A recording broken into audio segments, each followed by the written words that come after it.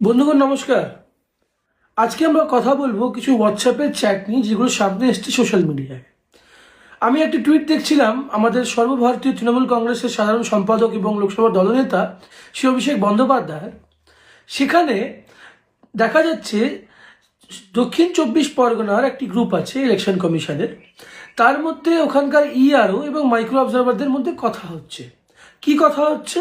যে কিভাবে নাম বাদ দেওয়া যাবে, কিভাবে বাঙালিদের ভোটাধিকার কেড়ে নেওয়া যাবে এবং কোন কোন ডকুমেন্টসগুলো প্রযোজ্য করতে হবে, কোন কোন করতে হবে না।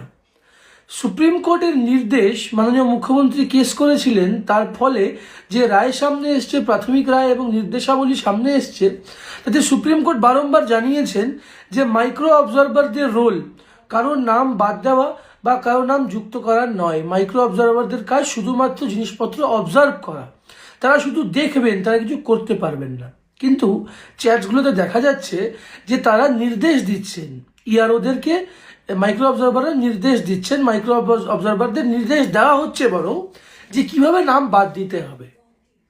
আজকে কোথায় এসে আমরা দাঁড়িয়েছি? ইলেকশন কমিশন, যেটা একটা কনস্টিটিউশনাল বডি, যার সাংবিধানিক এক্সিস্টেন্স আছে, এরকম একটি গুরুত্বপূর্ণ সংস্থা যখন দলদাস হয়ে যায়, নরেন্দ্র মোদীর হাতের ইশারায় যখন এরা পুতুলের মতো নাচ করে, তখন দেশের কি হাল হয় ভাবুন।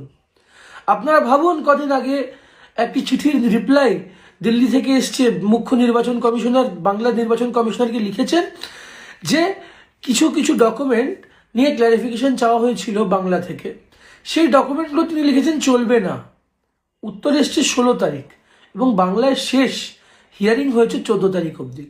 তার মানে যদি আপনি 14 তারিখ অবধি সে সমস্ত ডকুমেন্ট অলরেডি জমা করে দিয়ে থাকেন, তাহলে আপনার নাম সম্ভবত বাদ যাবে। আর ইলেকশন কমিশন তার রিপ্লাই দিয়েছে, হ্যাঁ ঠিক শুনছেন, হিয়ারিং প্রসেস শুরু হয়ে যাওয়ার দুদিন পরে। এবং এই প্রশ্নর উত্তর চাওয়া হয়েছিল, চিঠি লেখা হয়েছিল, বাংলা নির্বাচন কমিশনার চিঠি লিখেছিলেন প্রায় 20-25 দিন আগে।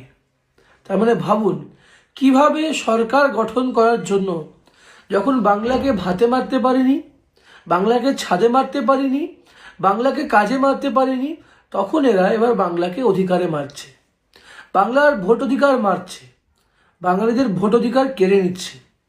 ফলে অভিষেক বন্দ্যোপাধ্যায় যে কথা বলেছেন আজকে টুইটে, সবার সামনে এবং সবাইকে চিহ্নিত করিয়ে আমাদের বুঝতে হবে এবং আগামী দিনের লড়াই আরও কঠিন হতে চলেছে। আমাদের সকলকে উপস্থিত থাকতে হবে এবং প্রস্তুত থাকতে হবে।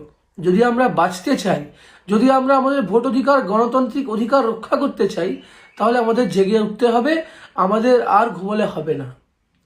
ফলে আপনারা সাবধানে থাকুন, সুস্থ থাকুন এবং এই হোয়াটসঅ্যাপ কমিশন, এই তুগলক কমিশন, এই পুতুল কমিশন, এদের থেকে বেঁচে থাকুন।